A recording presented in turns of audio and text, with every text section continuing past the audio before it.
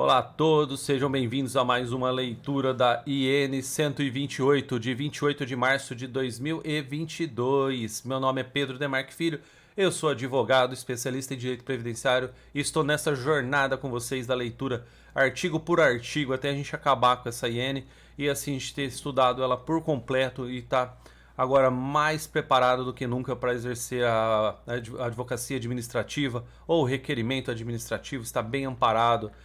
E vamos continuar sem mais demoras a partir então do artigo 67 com vocês na tela. Vamos baixar um pouco. Artigo 67. Aqui a gente ainda está falando do regime próprio dos servidores, então a gente vai continuar agora aqui a partir do artigo 67. O acompanhamento e a supervisão dos RPPS, regime próprio, são registrados no Sistema de Informações dos Regimes Públicos da Previdência Social, CADPREV, administrado pela Secretaria de Previdência vinculado ao Ministério do Trabalho e Previdência, por meio da área competente, responsável por estabelecer, dentre outros fatores, o período de existência de cada regime próprio, apontando a legislação correlata, bem como manter o cadastro do regime próprio de cada ente da federação, de acordo com o artigo 20 da portaria MPAS número 6.209, de 16 de dezembro de 99.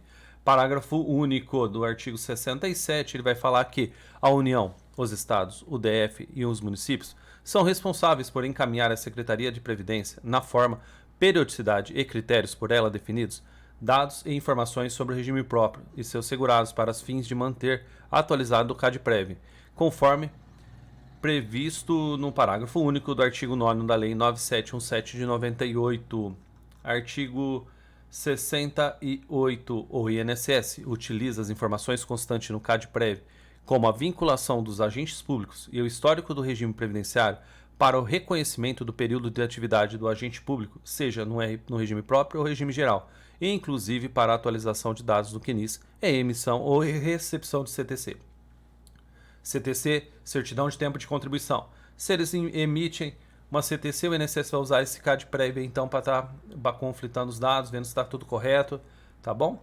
Parágrafo único do artigo 68 diz que, havendo divergência entre a legislação apresentada por qualquer ente federativo e o contido no CADPREV, ou, ainda, tomando conhecimento de novos elementos, tais como leis, decretos ou outros que ainda não constem nesse sistema, o INSS poderá, então ele poderá, tá bom, solicitar à área competente da Secretaria de Previdência os esclarecimentos, bem como orientar o ente federativo a encaminhar a legislação correlata para análise e manutenção do CADPREV a cargo da Secretaria. Vamos lá, artigo 69.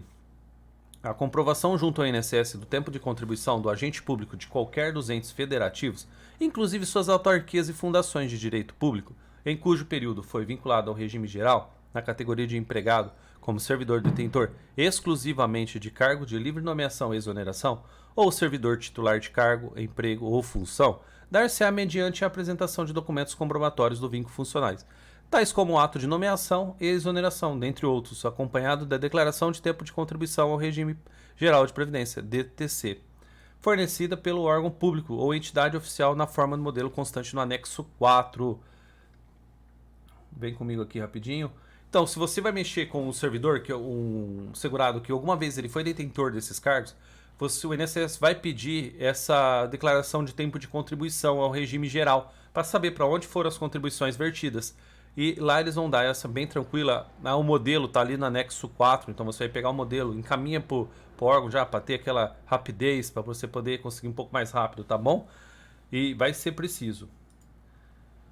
Parágrafo 1º, então, ele vai dizer que será dispensada a apresentação de documento comprobatório do vínculo funcional desde que a declaração prevista no caput contenha a discriminação dos documentos que serviam de base para sua emissão e a afirmação expressa de que essa documentação encontra-se à disposição do INSS para eventual consulta, considerando que os órgãos públicos possuem fé pública, gozando de presunção de relativa veracidade quanto às informações contidas na declaração, sendo que a pesquisa externa somente poderá ser realizada,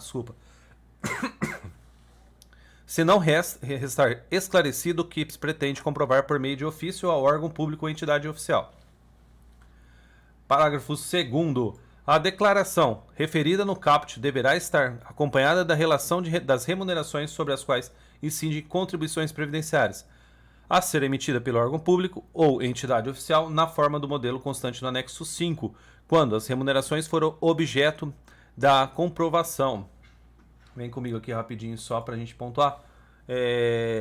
Você, quando pedir essa declaração, se ela vier preenchida, falando que os documentos estão à disposição, que os documentos estão no órgão público, e falando sobre as remunerações, trazendo tudo correto ali, o INSS não pode autorizar uma pesquisa externa se vier tudo bem esclarecido. Por quê?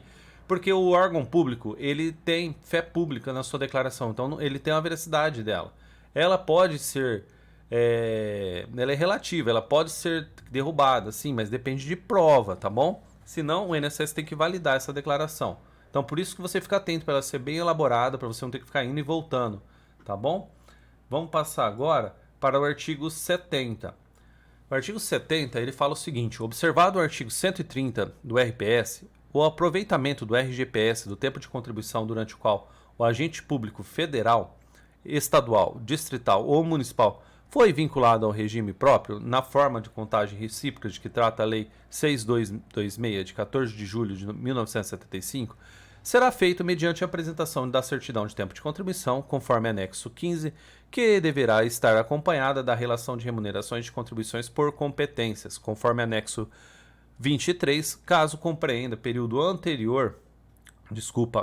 posterior à competência de julho de 94, sendo que, para fins de emissão destes documentos, o ente federativo deverá observar os requisitos e adotar os padrões previstos na portaria MPS número 154 de 15 de maio de 2008. Comigo aqui rápido, que é importante, porque que é posterior. Então, ele fala que é posterior a julho de 94, porque a lei de previdência ela fala que a média vai ser dali para frente. Por isso que a gente tem aquela chamada revisão da vida toda, que pretende pegar o período todo. Aí é bom ter as remunerações anteriores a 94 também ali na CTC que você vai levar para ser validada e contada no INSS, tá bom? Então fique ligado, se você já está pensando nisso lá no futuro, você pede essa CTC e já, mesmo assim que eles não puderem, que não trouxerem, não tem obrigatoriedade no INSS, pede para o órgão colocar as remunerações anteriores se tiver ali, tá bom? A partir de agora a gente vai entrar na seção 11 do empregado doméstico e eu não queria ler ela agora não, a gente para aqui.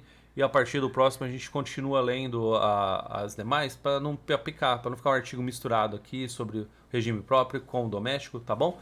Me diz aí, você está gostando dessas leituras? Você está usando nos seus pedidos administrativos? Você pretende usar? O que você achou até agora? Você faz regime próprio? Conta uma experiência sua aí pra gente embaixo.